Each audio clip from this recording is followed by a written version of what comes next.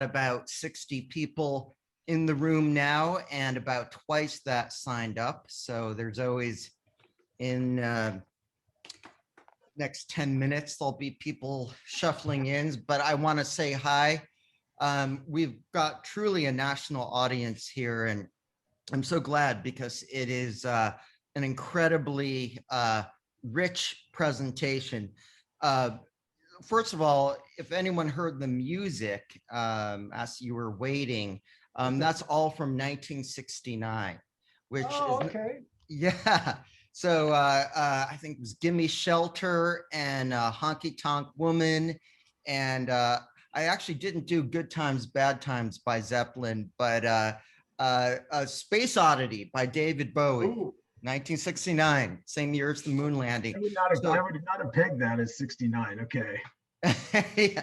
So, you can't remember. You know it was back there somewhere. Totally.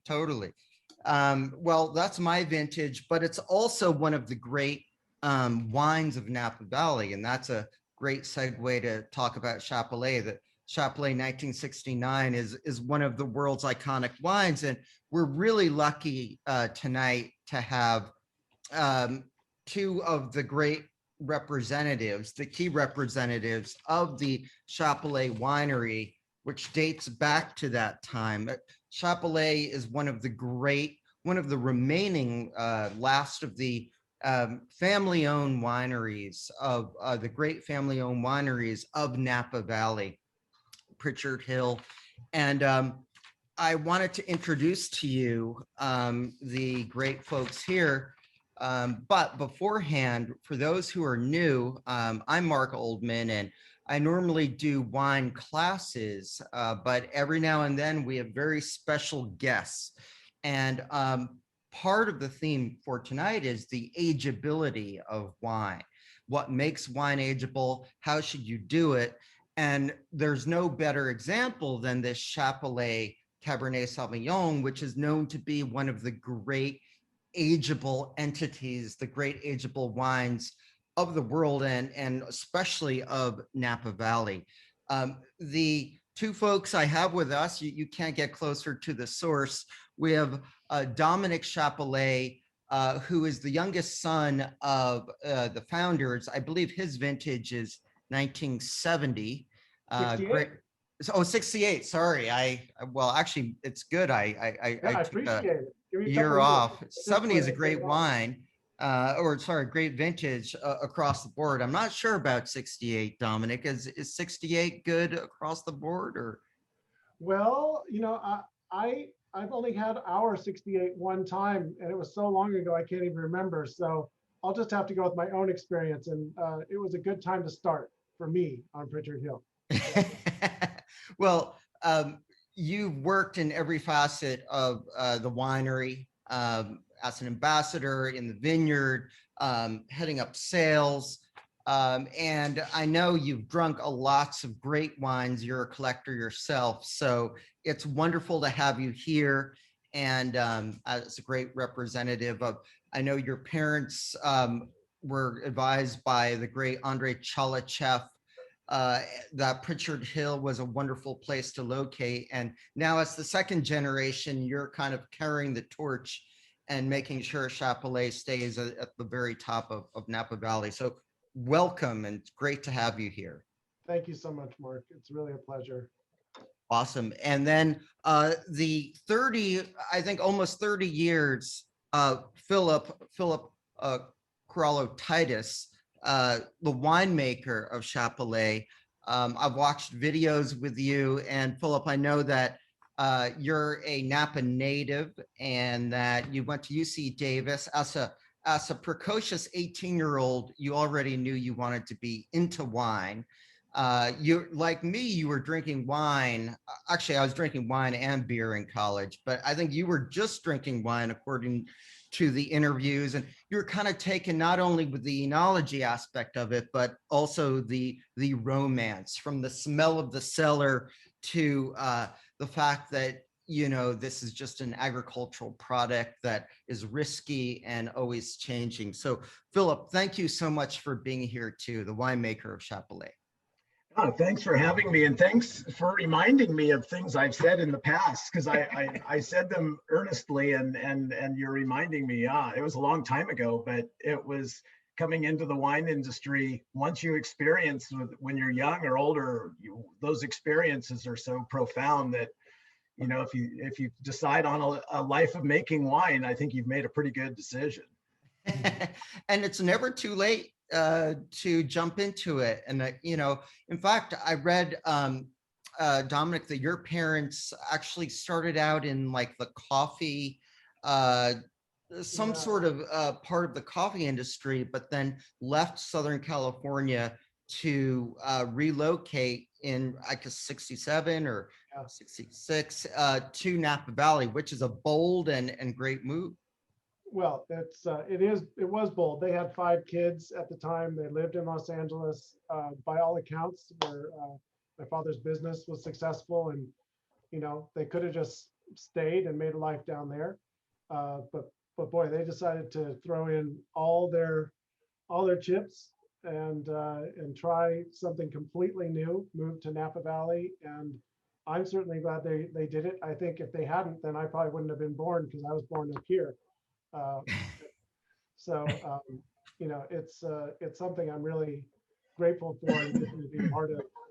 That journey that they took has resulted in an amazing life and opportunities for me and my family, and we just want to keep it going far into the future, and hope that our kids understand what a special spot this is, and what can be done, and how great it is to share this with other people. So it's just so cool that it's a generational thing, and it's not owned by one of these big corporate faceless estates. Lots of people are coming in right now, and there are lots of good comments. I just want to say, Robert has said Philip's picture is all over the Total Wine shops in California. That's awesome. I have been finding out about that, and I'm not getting any royalties or anything and oh, who was I? They put me a picture of me right next to one of the Kendall Jackson daughters, who is very good looking and much younger. And I thought, well, I mean, I'm happy to be in the same wall space with her, but I certainly looked like her father, but I was proud to be there. But yeah, Total is making, there's lots of pictures of, they promote Chappellet, they promote Titus and Sonoma Loeb, all the brands that I've been associated with. And so I always hear back from people, because we don't have a Total. I keep asking Total to build one in Napa, but they haven't done it yet. Hopefully soon. In New York City, I'd like one too, which is Yeah. where I am. Albert Jimenez also looks like Bill Harlan a bit, which is awesome. I love the personal comments. By the way, now that we were having close to a quorum, I just want to let everyone know you can ask comments or go through the Q&A function, and we'll get to that at different points. We've got lots of just really good stuff to cover. And let me just give you the skeletal structure. We're going through 3 amazing Chappellet wines tonight, or today or tonight, depending on what coast or if you're in the middle. But and then what I'm going to do is pepper in lots of different questions about aging wine, because and Philip, so I mentioned that Dominic has tasted lots of wines, and I know, Philip, your dad was a collector, and I started, like, one of the first purchases I ever made was a wine fridge in college. And as you can see behind me, it's kind of a in addition to the Chappellet wines, it's a tribute to ageable wine. And I'm still a neophyte, I feel like, when it comes to what makes wine ageable. So we're gonna have all these great questions for both of you. But why don't we, I know a good chunk of people actually have ordered 1 or 2 of the wines. The third wine is on allocation. But maybe we can jump into the first wine, and then I can ask a question of you guys about the ageability in wine. And then we can actually also go through this wine. But I think, as one or maybe both of you mentioned, we're starting with the Chappellet Signature Cabernet with some age, the 2010. right there. Well, you know, I just poured mine just a little bit ago. I had it open for a little bit, and Philip asked me as we were starting, and some of you might have heard, you know, well, what do you think of that 2010? And my first sip, I thought, it doesn't taste like a wine that's got much age on it. You know, it's so youthful, and you know, and 10 or 11 years for these big cabs that we make, it's not unusual for them to have so much life at this point in their aging. So you know, certainly it's starting to sort of make that transition where you're starting to get those the tertiary flavors, you know, and you're getting a little more savoriness instead of just, you know, that initial fruit. But then when you get it on the palate, again, all that fruit comes forward. It's, you know, still beautiful and got some tannins in there. Like everything is still there from its youth, but it's just starting to show that next phase of its life. And it's actually a really fun place to catch a wine when it's doing that. And, you know, this will probably come up over and over again, but I think, you know, the greatest thing about aging a wine is being able to watch it change and develop over time. So if you're lucky enough to have, you know, if you find a great bottle that you love and you buy it when it's a baby, when it's just released, and you have the opportunity to buy a few of those bottles, and you can open them every 1, 2, 3 years or whatever it is. You know, if you can watch that progression over the course of 10, 15, maybe even 20 years, that's a really phenomenal thing to be able to do. Can I ask Dominic, and this is for Philip too, but for the, so we have a broad range of expertise here, from ambitious amateurs, beginners to serious collectors. But if you were to generalize, I love that you said fruit and then it's turning savory. What are some kind of differences between younger wine and older wine? And either one answer. Yeah, and I'll let Philip go into this more, but initially, you know, my first thing would be, if we're talking about these caps, because that's what we're doing today, what happens is it becomes, it's softer, immediately softer on the palate.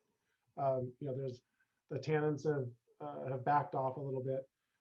That's probably the first thing you might notice as it's starting to age. But Philip, I'd love to have you jump in, because I'm taking over a little. So let me let you chime in a little bit.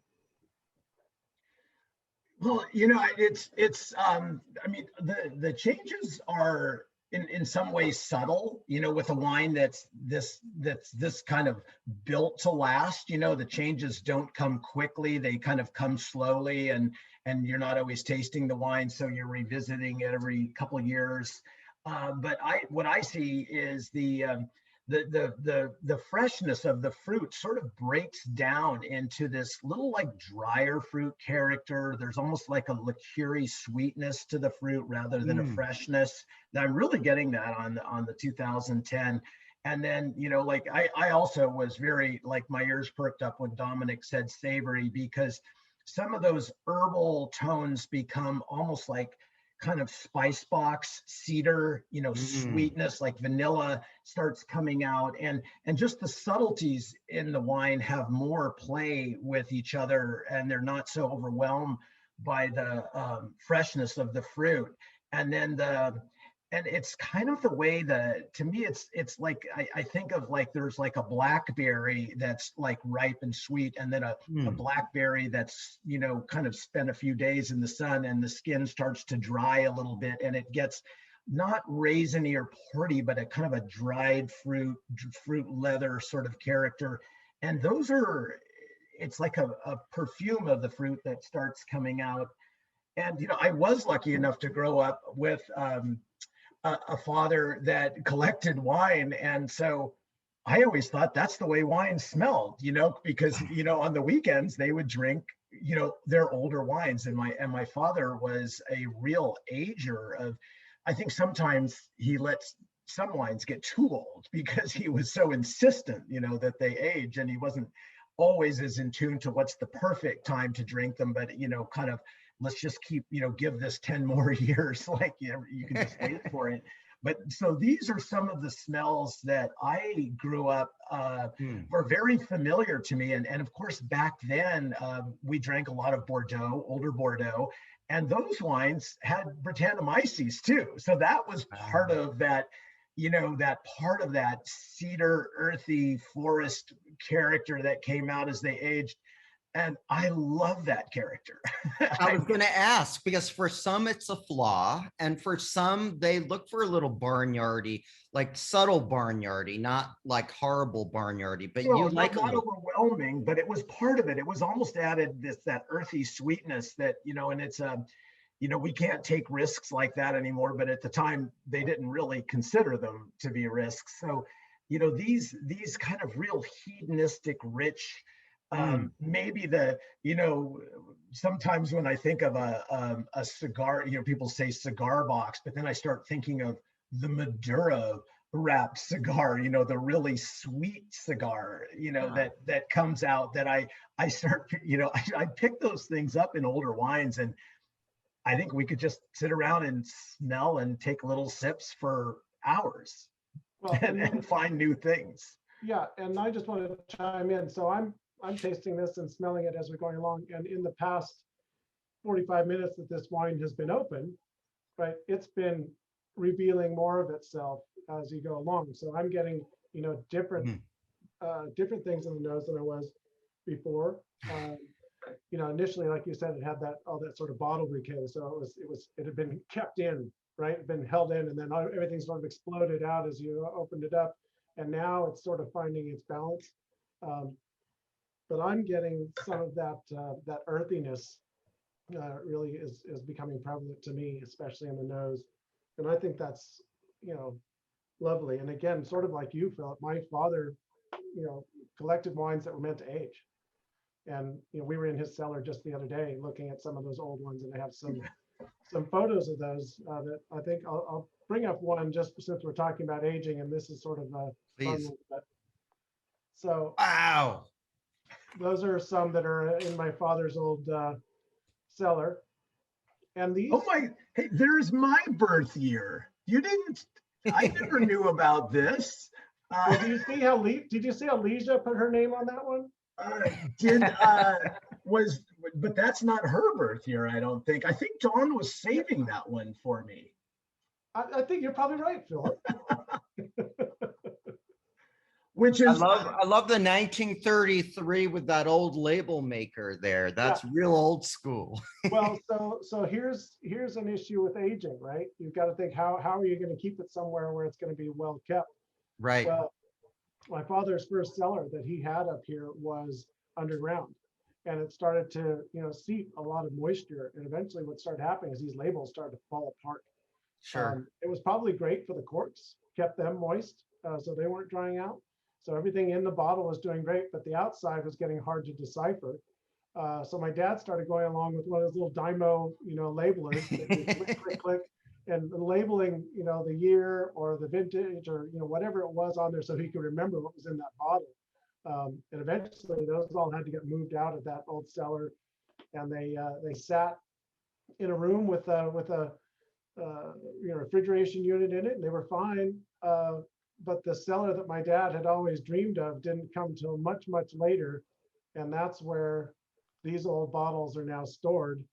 And now this, this beautiful, cellar that really shows off all those old bottles that that's gorgeous. That he was collecting. And these are some old BV bottles that you see. Wow. What's your access? Like, can you just go in and grab one, or how does it work? I try to be, very conscientious about it and not just randomly sift through. But my access is pretty good. So, right now my father has passed away, but my mother is still very much here, giving us direction on a daily basis. And so, if I talk to her and I'm nice enough about it, I can usually talk her into, letting us open a bottle out of here. So wait, but do your siblings get jealous? Or my wife has 6 siblings, and everything has to be meted out equally. So are your siblings okay with your dipping into the family wine, or how does it? Probably not if they're not there to be part of it. And ultimately, I think when there's something, you know, really really special or meaningful to any of us, we try to include as many family members as possible. But no, I certainly know that I've been upset when one of my brothers and sisters have, you know, pulled out a bottle that I thought I should have gotten a chance to try. But no, we're pretty good at I love this. So this is an area I didn't even think we'd get into, like the kind of family dynamic of collected wine. Like how is it actually distributed? By the way, Philip, you mentioned was it the phrase sweet liqueur? But it does have that liqueur-y I'm quality. thinking a lot of what I'm thinking is almost like a creme de cassis. You know, that Yeah. kind of slightly cooked down and liqueured berry. I keep coming back to that Cured smell. berry. Oh my God, everyone's gonna sound like a wine triple black diamond. I mean, this is triple expert. That is the phrase of the night. Thank you.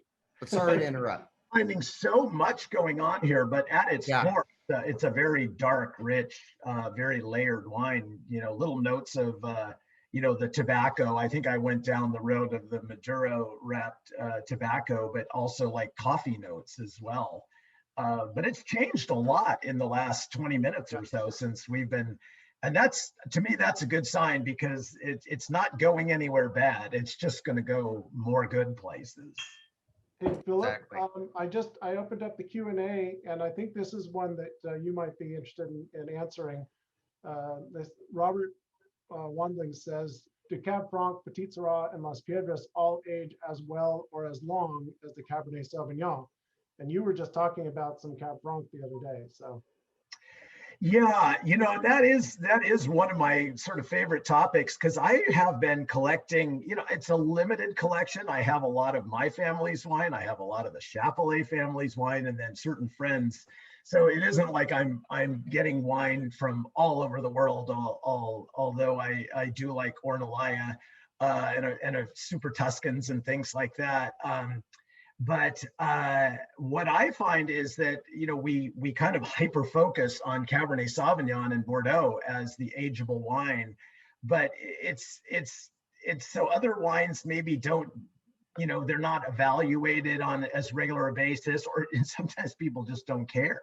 But I'm constantly surprised by the ageability of wines that maybe people underestimate, like Zinfandel. And, you know, not people are, you know, people that drink Cabernet may not be Zinfandel drinkers, but you know, I think Don Chappellet and Don and Molly came to Napa Valley to make Cabernet, but my parents were a little kind of old school, and they came to Napa Valley and they bought an old vine Zinfandel vineyard in 1968. And so we always, you know, we drank a lot of Zinfandels, and we've made a lot. And I have a couple of vintages of Zinfandel that I know that if I brought to a special dinner would be the favorite wine. Like, everybody's going to bring their best Cabernet, and I could bring this, you know, one of these Zinfandels, and it would be maybe the first bottle that's gone, and these are wines that are in their 20s.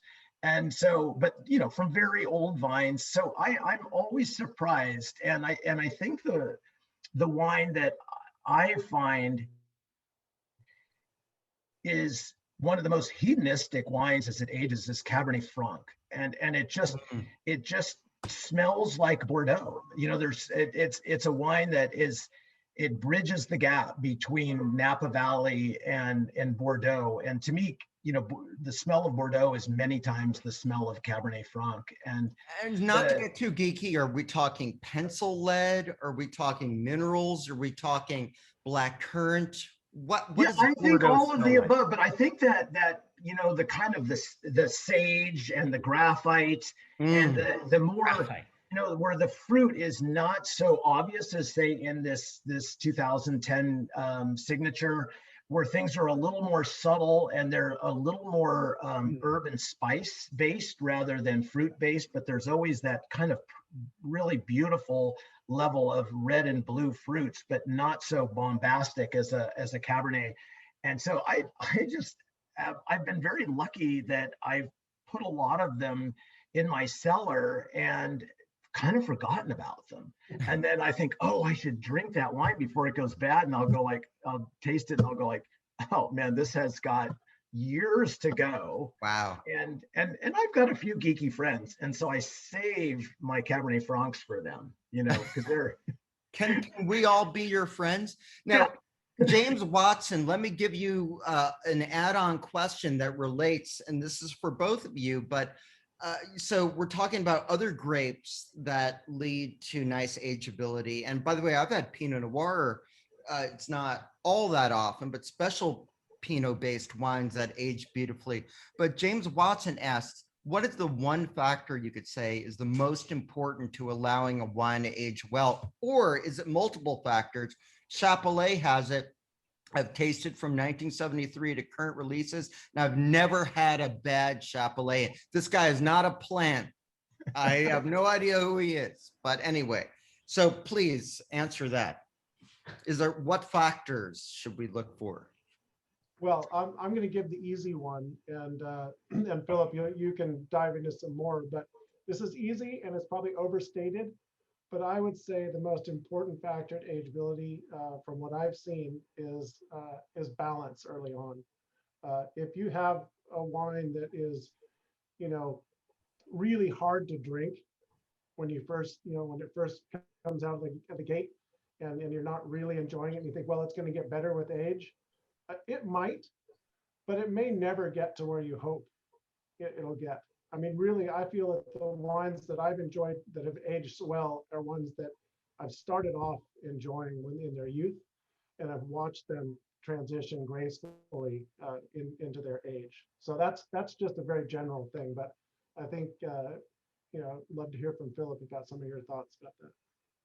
Well, and what Dominic said is it's just seems to be the universal truth about wine is that great wines are great when they're young, and they're great when they're older. And it takes a while because there's kind of these myths about wines and their ageability, and I hear all kinds of things like that you need to have all this like a lot of tannin. That's kind of a misconception, that you have to have a really tannic wine. And my feeling is like with really tannic wines, it's kind of more of a default, like, well, it doesn't taste that good now, so let's age it and it'll get better. And sometimes it does, and most of the time it gets better, but it doesn't reach the same heights as that perfectly balanced concentrated wine. And then the other one, and gosh, I'm probably going to get hate mail for this, but a lot of people just really dwell on the acidity of a wine, and its ageability, and I think acid is important, but there's so many examples of great wines that have just aged so beautifully, and they have just garden variety, just normal acids or even low acids. And so that acid is very important as a taste in wine. But the true ageability of a red wine is all about the pigments, the anthocyanins and the tannins, because those are what are aging. The acid doesn't really age. It will always be there as kind of a taste in the wine. But all the aging and complexity that comes in a red wine comes from this kind of melting down of the color and the tannin and all those phenolic compounds that you'd have to have like a PhD in chemistry to even know what a lot of them are. And I knew some of them when I was in school, but you kind of lose track of them, but you know what they're doing. And so I'd say it's that balance. Exactly. I think Dominic and we've watched over the years some of the really tannic wines that, they'll almost just wear you down because they never seem to be what you want them to be. They never really come around. Yeah, they never come around. But these more graceful wines they were graceful when they're young, and you think, well, if they're that good now, will they age? And then you find yourself 40 years later still drinking the same wine. Yeah. Pamela Morgan asks, so when a wine is over the hill, what characteristics show themselves? How do you know that a wine maybe has passed its peak? Well, we've tasted a few Yeah. over the years. A lot of times, it can just be just pure age, and and you can just say there's just nothing left here. It can be, Faded flavor, yeah, maybe? all the faded flavors. There's nothing in the nose. It's nothing there, but that's not as troubling as an issue, right? So the biggest opponent to your wine and trying to go out there and ruin it is probably oxygen, getting it somehow making its way in. So if your cork isn't sound, right, and there's a little bit of oxygen been seeping in over the years, chances are it's not going to be at its best and probably won't be, exciting in 20 or 30 years. It'll probably just have gone flat. It might have even gone to vinegar. Interesting. So I think that if you've got a wine, I was going to say this at some point. The oldest wine I ever had was a 1929 Margaux, and I Wow. had it with my father when I was about 18. And there was very little left to to experience with that wine. Mhm. But everything that was there was nothing wrong with it. It was just subtle. Everything was, you sort of had to search for it, and you sort of were, there were echoes of what it once was. But it didn't taste bad. It didn't taste, like vinegar. It didn't taste, horribly oxidized. It was just soft and sort of, like had left. It had gone off into the distance, but beautifully. So, it was, again, a hugely old wine. There wasn't much left of it, but it wasn't like it was, oh, that's awful, I can't drink it. Right. You just had to work at it, and it was a more intellectual experience rather than pure hedonism. Yeah, Uh, absolutely. by the way, that's a good, speaking of hedonism and maybe talking about younger wines, that's a good segue into the Chappellet Signature 2018. Again, just trying to add a little structure to all of this. So this is our second wine. And someone also asked, what do you love about younger wines? I mean, we're talking about the virtues of older wines, and I'm completely lost down the rabbit hole of older wines. In fact, I even have an older champagne here, my vintage year, 1969. So I'm one of these crazies that even love old champagne. But let's switch gears for a second, at least, to relatively new wine, this 2018. Guys, tell us about this and how to compare that to the 2010. I'm gonna let you go on this one, Philip. Yeah, even for as dark as I find it interesting just the color change. That there really is some color change in the 2010. It shows that little brick edge to it, and which is kind of the sign of a wine that's progressing along. But then you go back to the 2018, and it's just saturated right to the edge of the wine, and very purpley, kind of inky hues, and so the color is gorgeous, and I think people are very attracted to that bright color, that dark and bright color, just the way it looks. But that's the look of a young wine, and then certainly this effusive fruit. And we spend a lot of money on oak, on really expensive barrels, and it's they're all of our barrels, depending on the exchange rate, or they're like $1,000, and we use on the signatures, we use about 60% new oak, so it really adds up. That when a wine gets older, the oak just it's just adding this layer of sweetness and kind of caramelly tones and everything.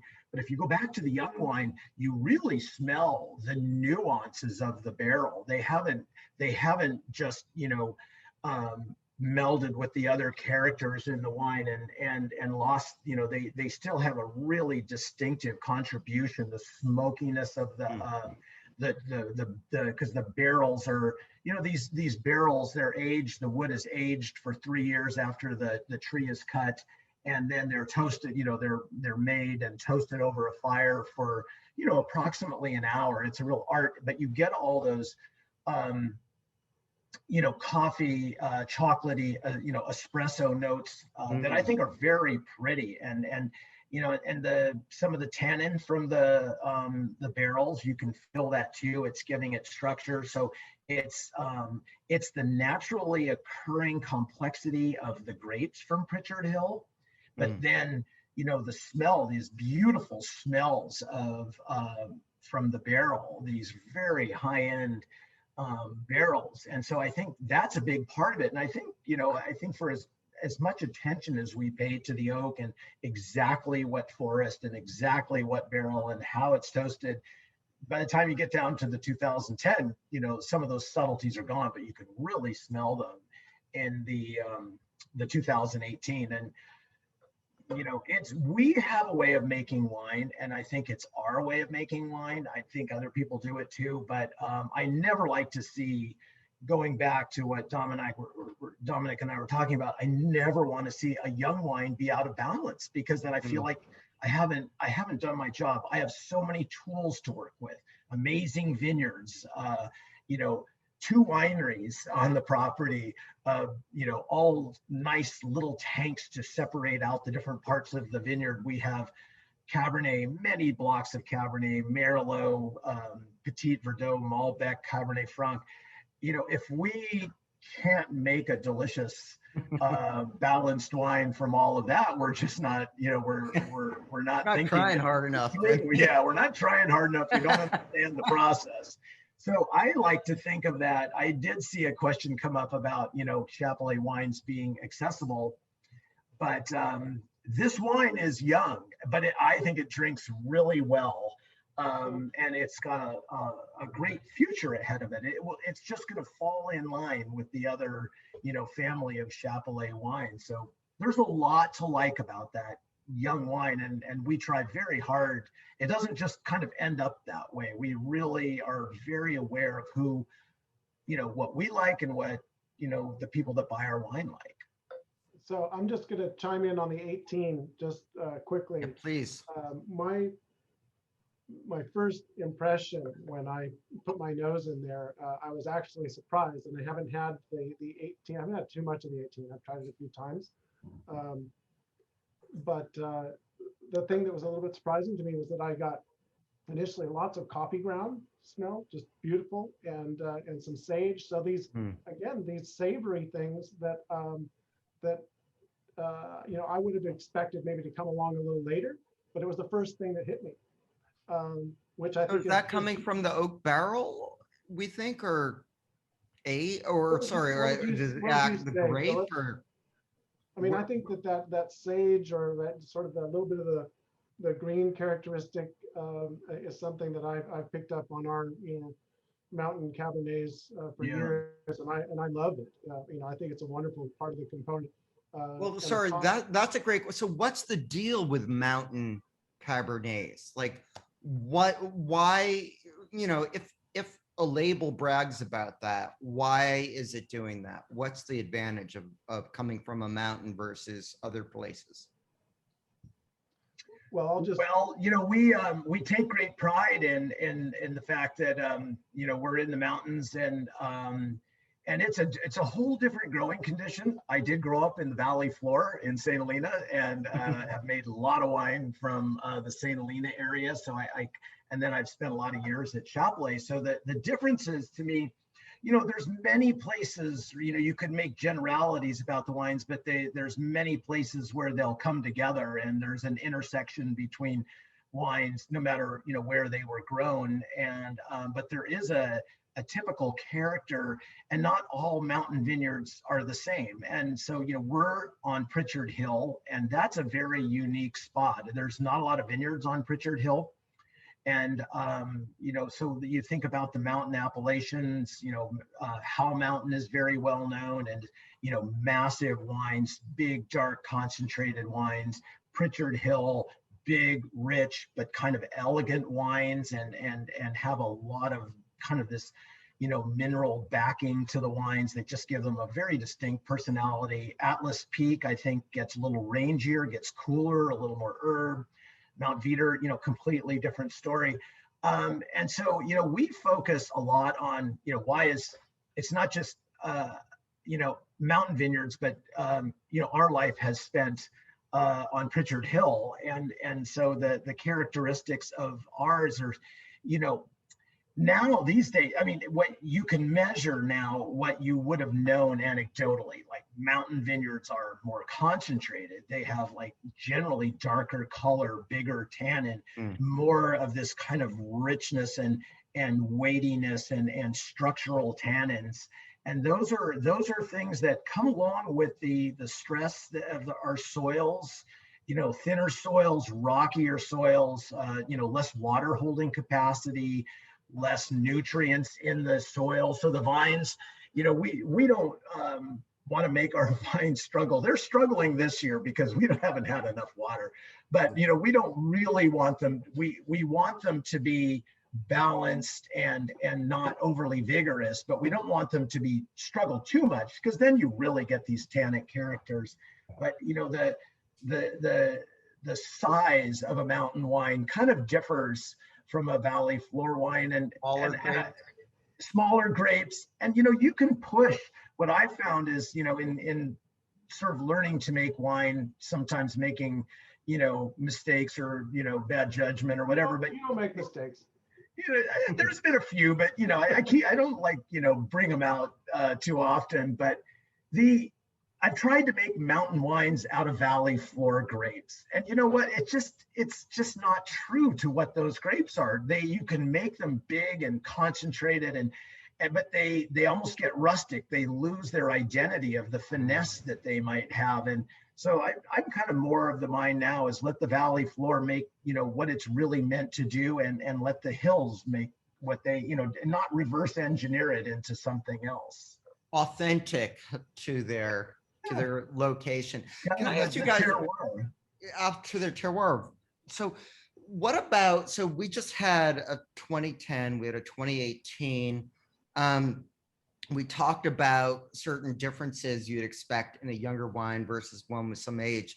What about pairing it with food? Someone asked about, we're not having it with food right now, or at least I'm not, and maybe you guys aren't, but some people probably smartly are, some cheese or maybe meat, but what would you, everyone should have a wine mentor. It sounds like your dads were really good wine mentors. I actually found one, a collector in his 80s who, collectors in their 80s usually don't have enough people to share their wines with. So it's good to be the mentee of a collector.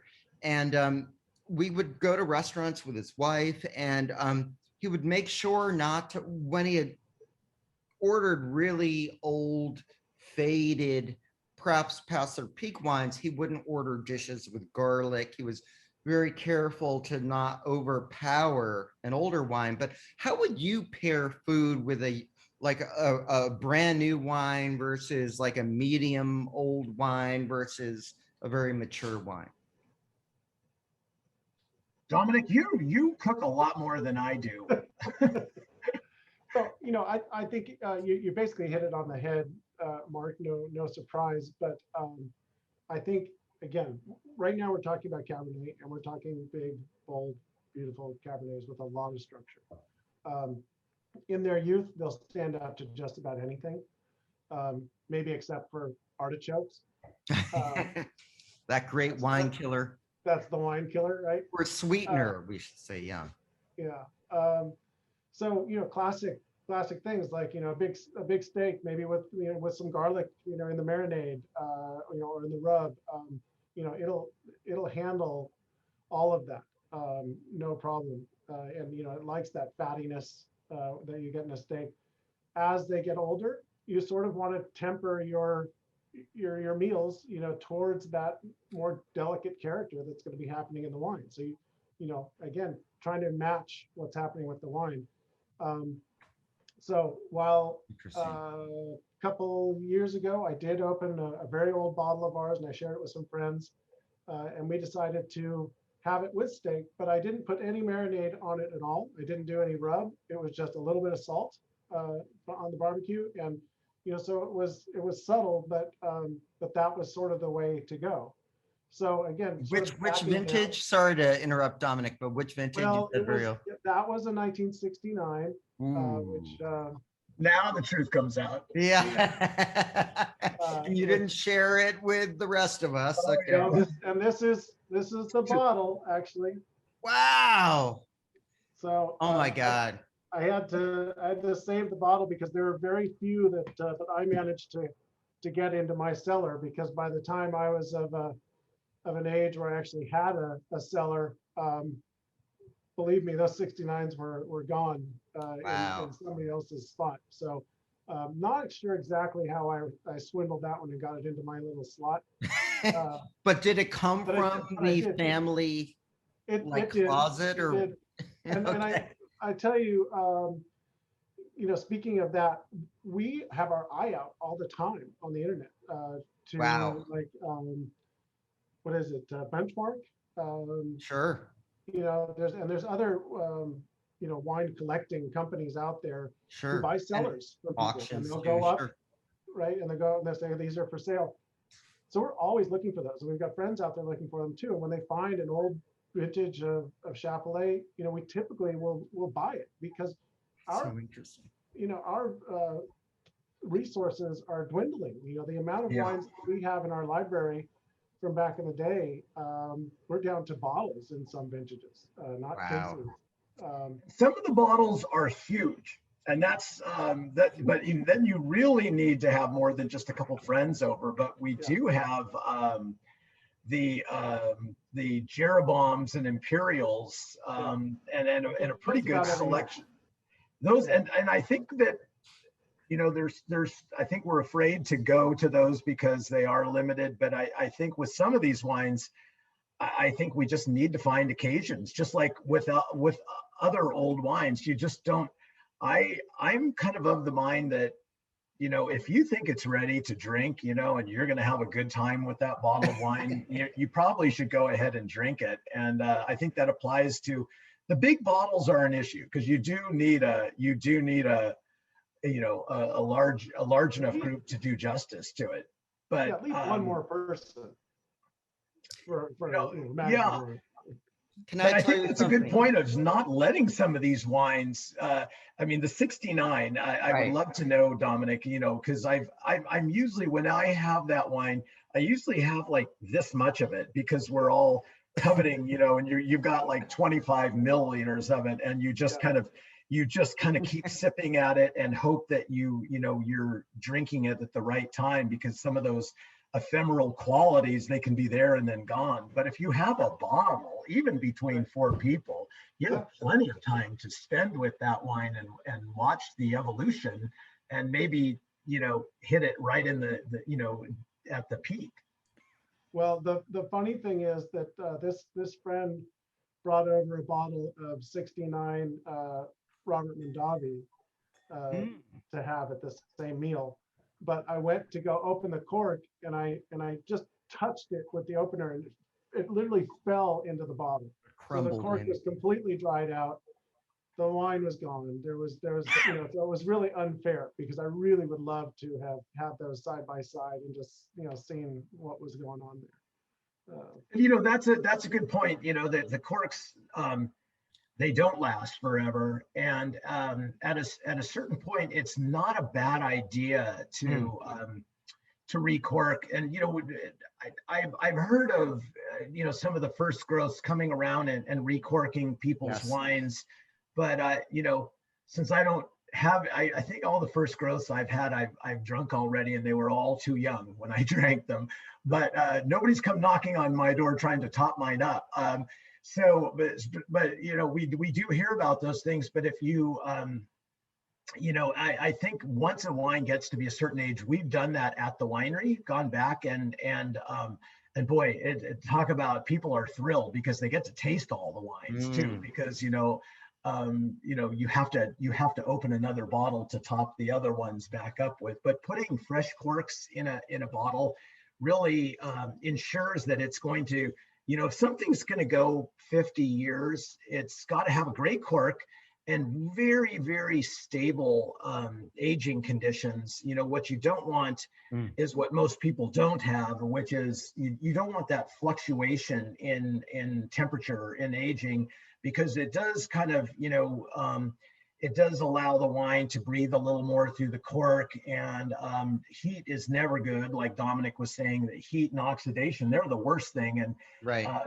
you know, often if I'm giving somebody a special bottle of wine, I'll just say, and don't age it in your garage. We're back at the UPS truck. So, you know, I think to make sure those wines go the distance, you really, like when we have these wines, they've never left Chappellet or they've never Mm. left our warehouse. And so we know where they've been. They haven't, you know, been in New York for a while and then Texas for a while and back to California. Like, you know, some people's cellars have moved around quite a bit. And so kind of knowing the provenance of the wine, it's really best if you just buy it and hold on to it, you know, because you just never know where you know, an older wine has been. Right. Well, It could be under someone's couch for 10 years or even a hot 6 months or a hot month and Yes. get ruined. By the way, you mentioned the recorking programs. I've heard that Penfolds does that with their famous Grange, and they'll go to different cities in the United States and have recorking clinics where, like, if you have a great, it used to be called, you know, Penfolds Grange Hermitage or Hermitage. I think the Australians, my wife is Australian, so she would probably pronounce the H. But it's a great, like, maybe Chappellet should do like a recorking program eventually, because it kind of telegraphs to the consumer that it is really age-worthy wine. So we'll send the winemaker out. Philip will come Oh, out there we to go. major areas and Road trip. he'll bless the recorking of these wines. I can see the Sprinter van and a bunch of, you know, like all the different vintages and Corbins all lined up and then kind of pulling up to people's homes, or, you know, or having everybody get together in one place. Speaking of Now Corbin, nobody's come up with that. I think that's a great I idea. love it. It's like the Petridge Farm truck, but it could be the Chappellet truck. Yeah, But we could have a little horn on there that it's like the Oscar Mayer Wienermobile, but it's plays one great. of your 1969 rock anthems, you know. Yeah. But let me ask, you mentioned Corbin, and there's so many great questions out there. Honestly, we could go on 3 hours and we need to get to our final wine too. But what do you guys think about Corbin? Especially someone mentioned, well, if I'm not buying a case of this, you know, world-class wine, is it a good substitute where you can taste it over time? Do you believe in it? Tell us about your experience with Corbin. I was going to ask you the same thing too, by the way. I want to get your opinion on that. Sure. Well, I can tell you that we have started with the newest round of Corbins to use them in the winery for to dip into some of our older wines when we do a tasting for those. And those are very limited. We're doing a small series of those, and we don't have a lot of wine, like I said, to dip into. So it's a great option when we're dealing with, over the course of maybe a week or 2 weeks of dipping into that same bottle with the Corbin. But I don't have a lot of experience saying, okay, I'm going to try this bottle of 2010, and then in 5 more years, I'm going to try it again with the Corbin. I just don't have the experience to know if that's would hold up, if it would cause any issues. So, but maybe you know more about it, Mark. I'd love to hear what you have to say. Well, for those who don't know about Corbin, so Hollow Needle, it was originally, so a friend of mine from college is like a medical device venture capitalist, and he also loves wine, not surprisingly. And so he was like on Corbin. In fact, he might have invested as a private person. And so I was around at the very early part of like the first month. No one knew about Corbin yet.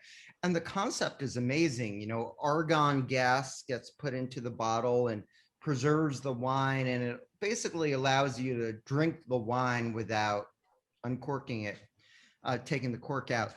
I have I have not run up into any problems with it yet. Again, I'm not a sommelier, I'm not doing it all the time, but the micro bits of oxygen that might get in, and maybe there is none, but I am pretty up on it. And I think for a collector, it's a wonderful, you know, the problem is, and I think Philip mentioned this too, is like we all kind of, or maybe it was about your dad, but we kind of wait too long, and we wait for that special occasion that never arrives.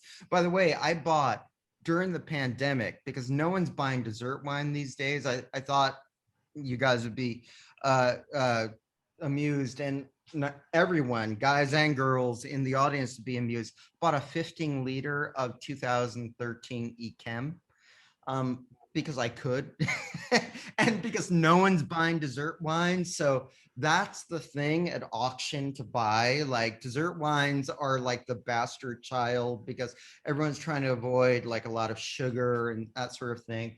And talking about needing an army for large format, although large format ages slower, and 15 liter would definitely do much slower. And I thought about doing a fundraiser with it. But the idea is, you know, uh, these wines, you know, we need to find occasions to open them. And if not for a fundraiser, I might never open this 15 liter, because you only need a small amount of dessert wine to really satisfy you. It's not like drinking a few glasses of beautiful, you know, Chappellet Cabernet or dessert wine, and especially Chem, it's really intense. So 15 liters, I mean, we're talking about, you know, small army. Uh, but would I take a Corbin to it and taste it early to see if it was too young to drink? I might do that. So, you know, I think Corbin kind of allows us access into an area of wine that was before it, you know, you take the cork out and that's it. It's over. So it's Yeah, a like certain the old days where you would just open it and drink it instead of, worry too much. yeah, and like, oh, I can only have one glass of wine. Right. But I think of it in terms of that 2 or 3 weeks maximum. But I know that there is a kind of theory that it can age longer. And what sometimes I've thought it, not to say that the wine isn't good, but it's changed. It's not like it was when you first, took some out with a Corbin. I think it changes. But Yes. I would like to know, you know, what are the techniques for getting wine from an older wine? Because I was going to say earlier, like if a Chappellet wine, an older Chappellet Cabernet, like 10 to 20 to 30 years old, if it doesn't have a whole bunch of junk in the bottom of the bottle or in the neck of the bottle, if it's been stored upside down, to me, something's wrong. And like if I opened a bottle of Chappellet and it was like there was nothing, like a bunch of tartrates and color and all this stuff, Color, kind of a fine silt in the bottle, I would think, well, something's wrong. That should be there because we start out with such excess, and that some of it is just not stable. It'll just start falling out with time, and it's part of the aging process. But then I always find with the Corbin, it's like decanting is the perfect way to get that leave that sediment behind. But a Corbin is always kind of you're doing this, and right. and it's kind of, there's a little mixing that goes on, and it's the one sort of imperfection for me that I haven't quite it dialed that part of it in. So I've gone back to the old fashioned way that you pull the cork and decant it and have a lovely decanter and Right. pretty much just drink the wine. So interesting. I've never heard that criticism before, but it's totally valid. It's very clumsy. You're constantly kind of going back and forth. You have to get the wine basically yeah. turned almost upside down to get the, or, you know, at a, whatever that is, a 45-degree angle to get it to work. And so I do think that that's one of the issues with it, but I talk to people, nobody seems to, you know, I probably look at it because I'm more attuned to what's in the bottom of the bottle. I did get some of that on the 2010 because my bottle had been stored upside down, and so it hadn't.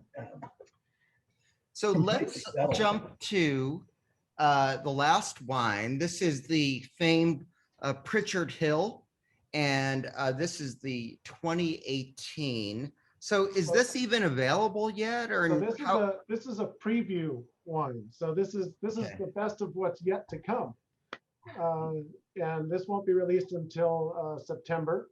Okay. So those of you out there who are interested in what we are tasting, I'm sorry that you don't have a bottle next to you, and some of you have been able to drink along with us and maybe have a 2010, and maybe some of you have bought a little of the 2018 signature Cabernet. But the Pritchard Hill isn't going to be out until September, and it's an allocated wine, so you know, you sort of have to jump on it. There's a list, waiting list for this wine, but that's for a reason.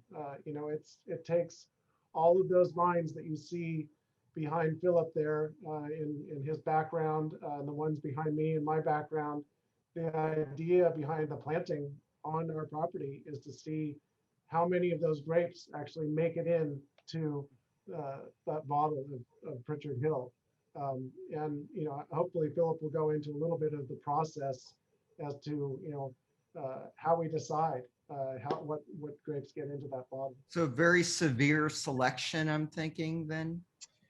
Yes, it's a real, you know, the property is, it's over 100 acres of grapes, and most of it now, compared, you know, to the old days, there was many different varieties, but we've really focused in on mostly Cabernet, but also Petit Verdot, Malbec, and Cabernet Franc, and so, you know, in many different blocks of Cabernet, we have 40. You know, I always have to just count on, you know, I usually have to consult a map and our vineyard manager because we're kind of replanting and you know, kind of splitting blocks up at about 42 different blocks of Cabernet Sauvignon, and then the other blenders as well. So we have a lot to choose from, and it's all based on soil type and topography, you know, angle to the sun, you know, southwest, northwest. So we really split things up because we know the property really well at this stage, because we've seen it under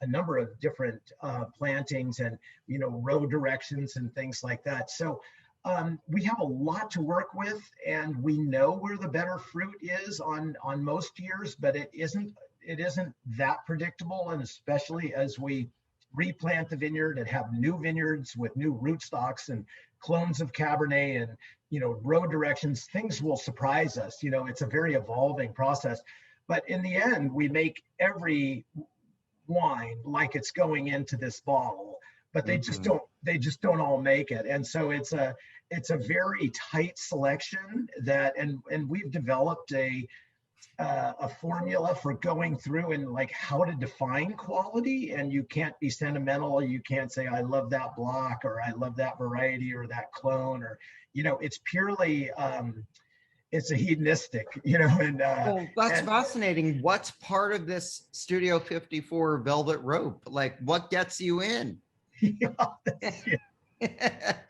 What are the attributes you're looking for? Want to be the lot that just didn't quite make it in, you know? Right.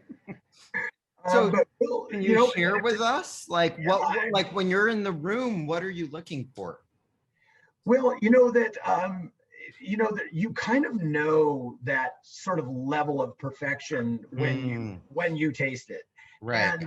And so it's done blind, and and so we taste everything, and there's a selection. So you start out with maybe 50 different lots of Cabernet, and then maybe it goes down to like 20 lots that are like the A- to A+ lots. And those are the only ones that even have a chance. And then you take the 20 and you take out all the noise, and then you get down to the really solid A's and A+, because they're just that much better than the others.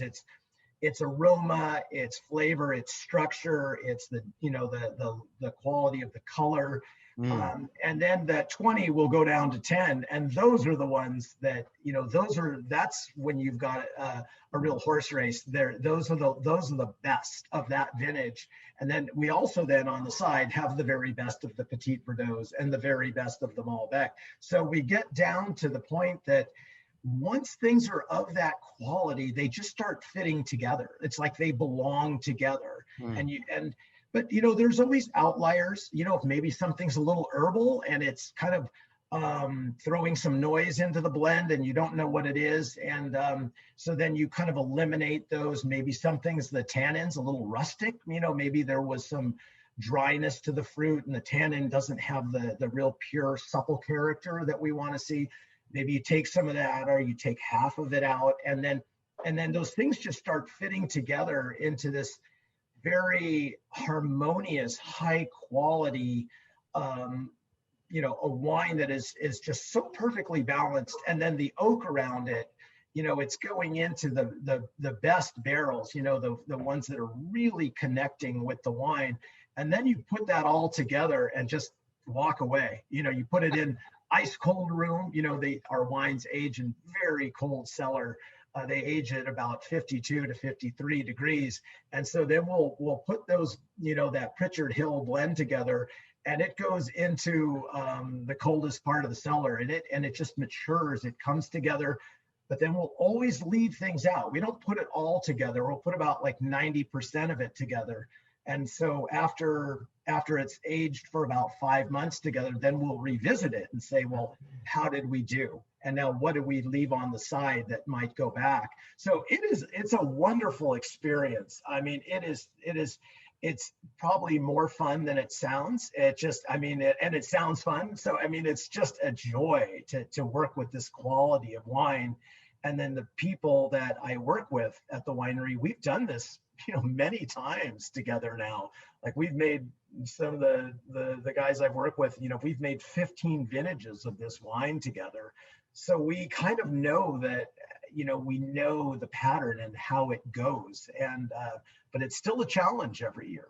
Someone asked, how do we get invited to your blending party? So that, you know, it sounds like a lot of fun. Do you have food in it, or is it just pure laboratory focus?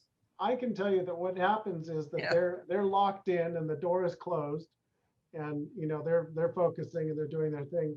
But after a few hours of this, right around lunchtime, they want a pizza. Anything to sort of soak up all of those tannins, because these are young, unfinished wines. I mean, right. You know, their teeth are purple. They look a little dazed. Coming out of the room. We also have a breathalyzer in the lab too. If we go too long. They all Everyone's have calling an Uber.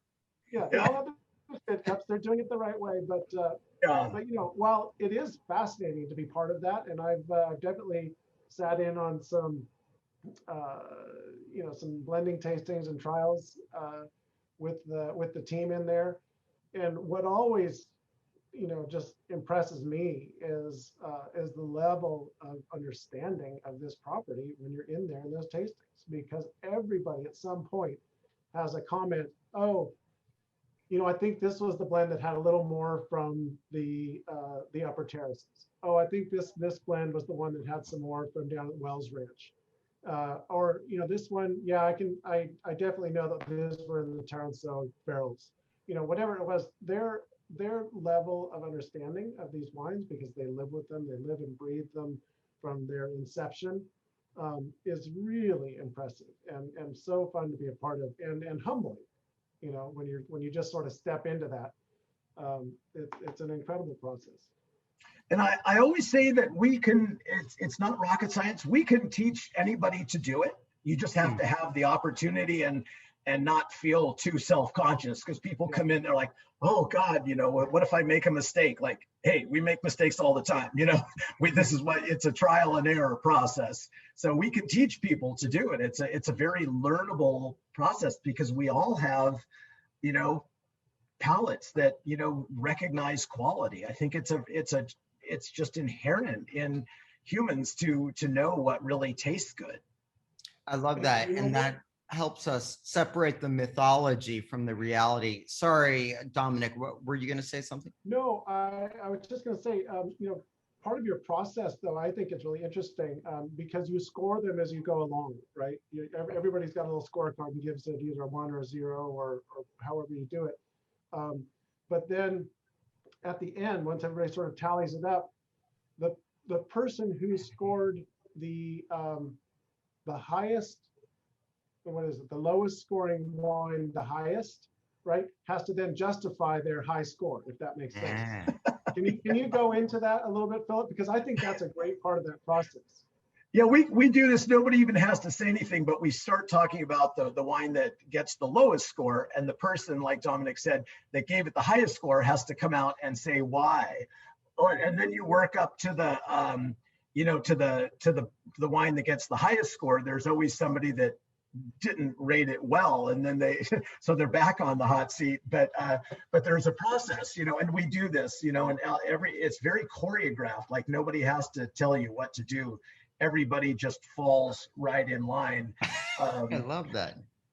We've done it so many times, because it's not just for the Pritchard Hill, it's for the Signature and the Las Piedras and the Pinots. It's a process that we've developed in-house. And when other winemakers come to taste with us, they're always like, oh, you guys are just like so organized.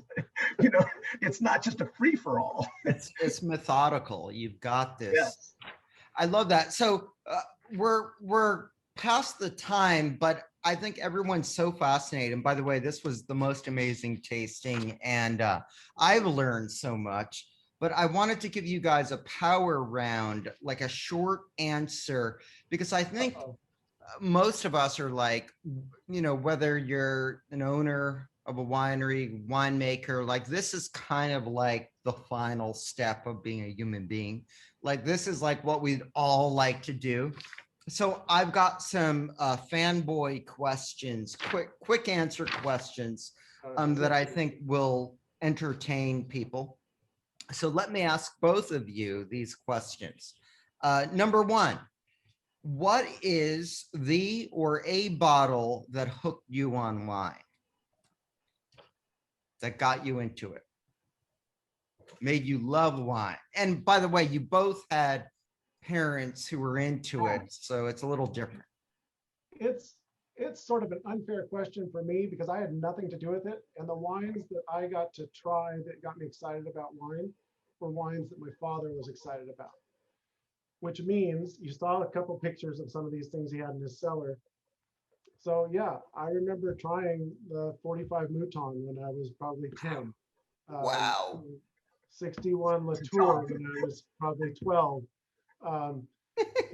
So these wines, this is what I thought. So, oh, okay, this is what it should be. This is what we're aspiring to do. And then again, my dad would come, and whenever there was like a new vintage that we had made, he'd let us try it. And then a few years later, he'd come through and say, well, look, this was the, I don't know if you remember, but the 76, I thought was going to be really great. And in 10 years, in 1985, he'd say, let's try that again.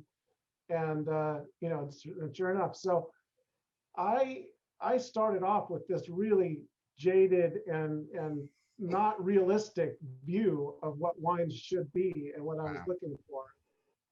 And I'm grateful for it, but I know that it's not realistic. So anyway, go ahead. Well, I was probably more in the in the like the third or fourth growth range in our house. My father bought a lot of for some reason, and I don't know how he got started on it, but he had a lot of Canon and Figeac. Ooh. And they were probably just wines that he had tried and said these are really good. So he would just buy a case of each one of them every year. And there were others, but they were always there. And I just remember Figeac as this great wine. And it was like the standard for me for years and years and years, were, you know, an old Figeac. And I must say, I wish I could go back in time and taste that again, like I did when I was that age. But I just remember just, you know, like it just sends you to another place. But I must say that, but then in college, like when before we got married, but when I met, you know, Laura, who was going to become my wife, gosh, we drank some just terrible wines because they were all we could afford. And but we liked those too, you know. Time and place. They really weren't great, but boy, you know, it didn't seem to matter. So wine has a very special effect on you.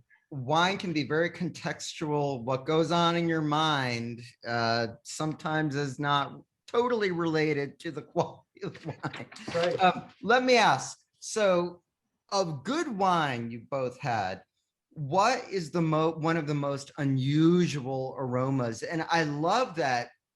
I'm always looking for interesting descriptors like liqueur, or, you know, wine that's been baked in the sun for a while. But like, what's one of the most unusual aromas you've smelled in a good wine? Not a bad wine, but a good wine.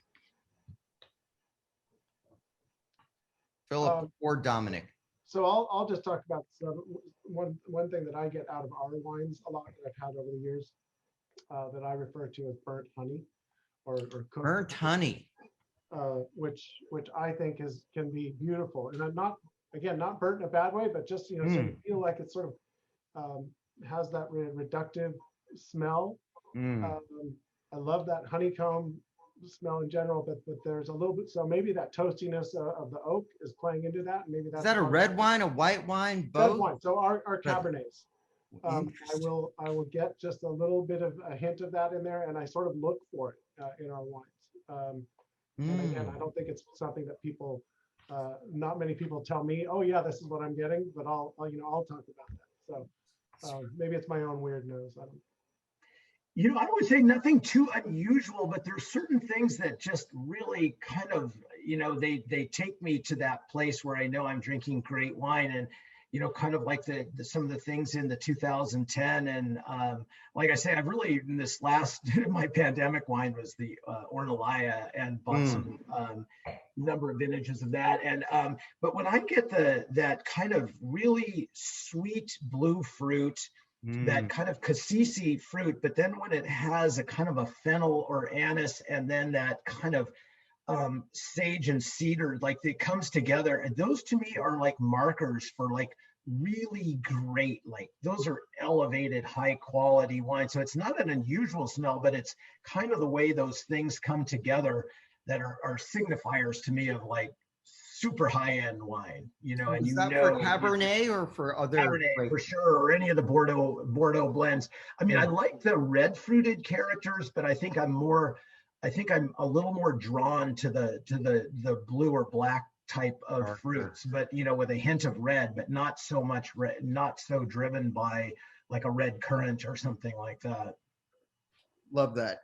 Okay, so now switching gears, what is your favorite $20 or under wine? So we're talking any varietal, any region. What are you popping for really good quality for the price under $20?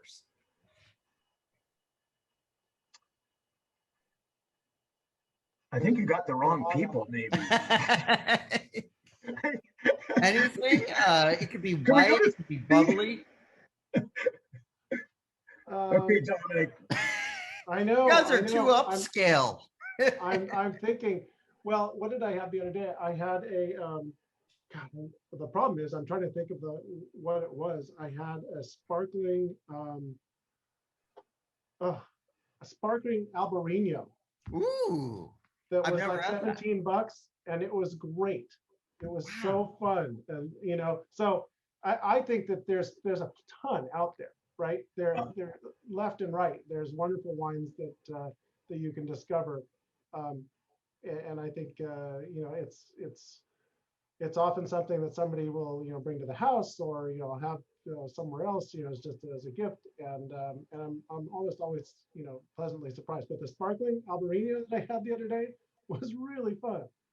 I'll go Totally. Loire Valley white wine.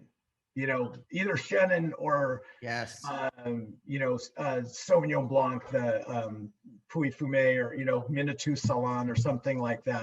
Something just kind of maybe some of those little oddball places that don't people don't search them out as much, and so the high acid. I like the high acid French wines and Italian wines. And in that, they may be in that $20 range, or maybe a little bit above or a little below, but you might buy some of those and they won't always be good. That some of them you'll go like, oof, You have to kiss certain frogs to get to the prince. But at that price, you can go buy another one. Right. I love that. I love that buffer. And let me just say, in terms of ageability, some Vouvrays from the Chenin Blanc grape, Loire Valley, are amazingly ageable. I've had, they're kind of tight early on, but refreshing. And then it's more of that petrol, that nuttiness after 10 years. And that can be totally beautiful and not expensive. Starting to think of some like Grenache, some of the Spanish Grenache, like I can't even believe, like we couldn't even buy the bottles for what they're selling it for, like our packaging costs, but you get this really lively 1-year-old Grenache and it's under $20. So I was going to say your Pritchard Hill bottle, that's like, I might need orthopedic therapy after this. Yeah. This is a heavy bottle. It's beautiful. Okay. Second to last question. What is something about Napa Valley that more people should know about, that not enough people know about? And by the way, a lot of us, now that hopefully the pandemic is subsiding, seems to be, despite that Delta virus or whatever, we're coming to Napa. So maybe even attach on like, we're all coming to Chappellet and we're all going to bother you guys, but what's something about Napa we don't know, and maybe one lesser known place that only an insider would hang out at? Go for it. Well, both of these things would tie in. I don't know if people from outside of Napa Valley think of going on hiking trails in the Napa Valley, because they're typically thinking, oh, I'm just going to stick to, go wine tasting and do all that. Highway 29, yeah. Yeah, but there's amazing places to go explore off in the woods that aren't vineyards. And one of those is not far from where we are, and this is sort of a little secret place if you're from out of town. It's called Moore Creek. Moore Creek? Moore Creek. Moore, or? Yep. Absolutely. Okay. And it's just past our driveway, and just right off of, it feeds into Lake Hennessy, which is the lake that's below us on the property. But it's got hiking trails there that you can take off, and you can hike all the way up and over to Angwin. You can hike back to the other side of Lake Hennessy. There's a swimming hole you can hike to. Oh yeah. So that's sort of a fun insider tip. There's great hiking in Napa Valley. And the thing that really I find fascinating is how many families there are here that have been here for just generations. The Chappellets, but people that they had been here for generations when the Chappellets and the Tituses came, and they're still here, and they're still farming, and they have such a rich legacy here, and that they kind of, in some ways, you may not see them at Auction Napa Valley or like they're the foundation of the valley. And I'm just, sometimes I forget. And then, if you go to Rutherford Grill on a Friday night, you go like, oh yeah, that's right. All you guys, they're just, great people, and they're hardworking, and they're farming grapes, and they have a long legacy. And one unusual place, Dominic, you've got to know this place, but I was out in Polk Valley, which is kind of the, that's the hinterlands of the Napa Valley. And it's people go like, is it really part of Napa Valley? But it's a whole separate valley to the northeast of what we think of as Napa Valley, or to the east. And up there's a place that's now, it's defunct, but there was a landing strip. There was an airport up there, and there's still like a little hangar and a windsock. I don't know what they're doing.